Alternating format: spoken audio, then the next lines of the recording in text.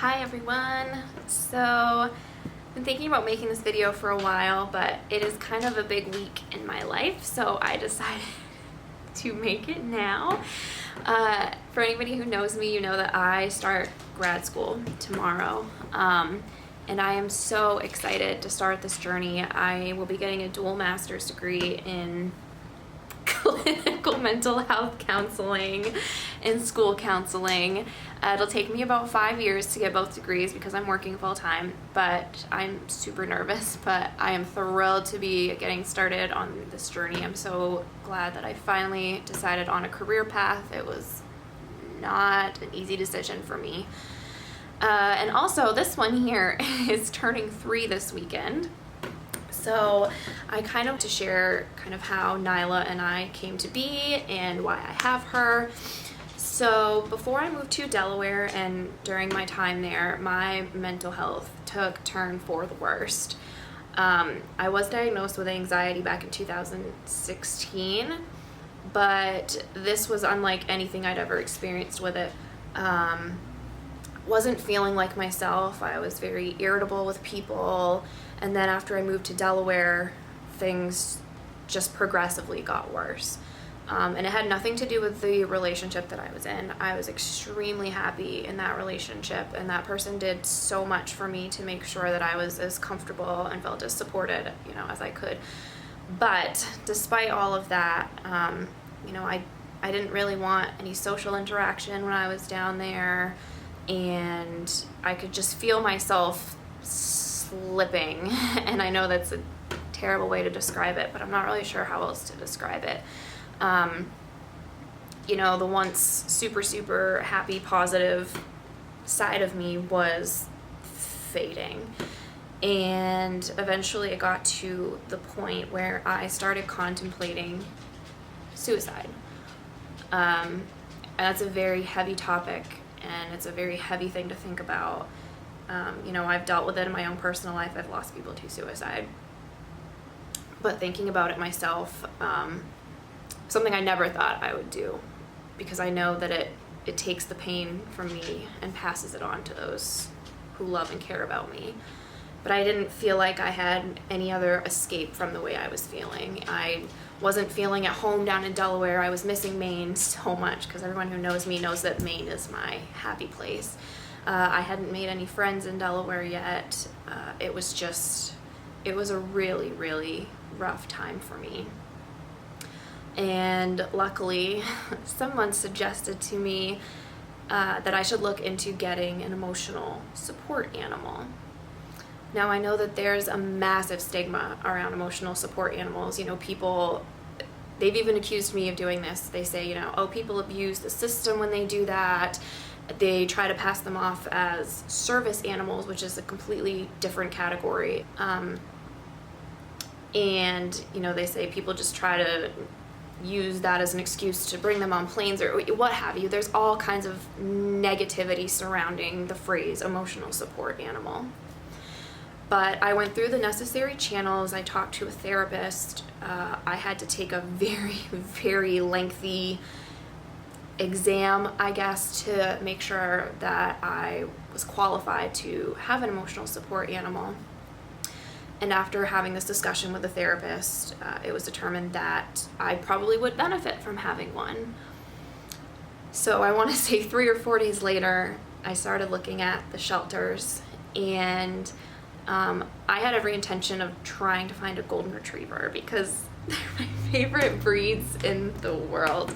And that's what I had growing up, so that's what I'm used to. But the lovely people at the Brandywine Valley SPCA helped bring me to Miss Nyla. So we were at the shelter for a while. We had looked through all the dogs, and we were debating just leaving and trying another day, trying another shelter. And we took one more pass through the kennels, and Nyla was in her kennel facing away from everyone, and she responded to her name. We called her name, gave her a treat, and as soon as we saw her face, it was almost like love at first sight. So we spent about an hour with her in the shelter and found out that she knew how to sit. Like I said, she knew her name. And she was so sweet. So we brought her home that day, and I'm gonna cry. My life has not been the same since. Nyla took me out of that dark place just by being around. And it's amazing how intuitive dogs are. She has helped me through multiple, I guess, mental breakdowns, if you want to call them that. But anytime she sees me crying or sees me visibly upset, she will come and comfort me. You know, she'll put her head in my lap or lick my face or do whatever she needs to do to get me to smile. And that has been the most incredible thing to experience. She, a lot of the time, when I still have those, you know, dark days, I remember that I have to live for her. I mean, I have a lot to live for. I'm so grateful for my life, I really am. But she has been my reason to live on more than one occasion. I read something the other day that said, here's a list of reasons not to kill yourself. And one of them said, your pet would wonder where you are. And that one, like, that hit me, you know? Because she would wonder where I was. And I cannot imagine anyone else, you know, having her except for me. I think that her and I were kind of destined for each other. So I guess my major message here is, number one, anybody can struggle with mental health. Pretty much anyone who knows me knows what a happy person I am. I'm almost always smiling, and I am a happy person. I really, truly am.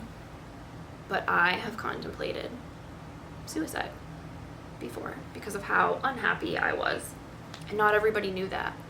On the surface, I probably seemed fine to most people. But that was not the case. Like, in my head, it was not sunshine and smiles and happy thoughts. Number two, if you are struggling with mental health and you think it would be possible to bring an emotional support animal into your life, or you feel like that would benefit you, reach out to me and talk to me, or, you know, look it up on the internet or whatever for yourself, because it has been one of the best things to ever happen to me. This dog is my best friend. I love her so much. Like, I didn't know it was possible to love an animal as much as I love Nyla. And I appreciate her. She drives me crazy sometimes, but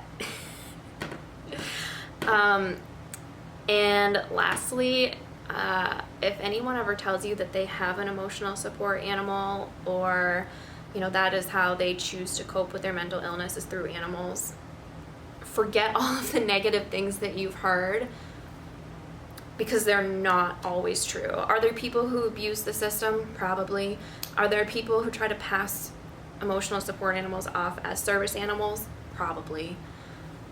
But those are just a few bad eggs. Don't let those few bad eggs ruin what saves so many lives. So yeah, that's all I wanted to say.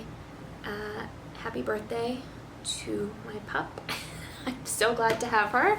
And thank you for anybody who made it through this whole video. I feel like mental health is something we need to all be a little more aware of. So I just wanted to share my story before I start my journey tomorrow to becoming a counselor. Bye, everyone.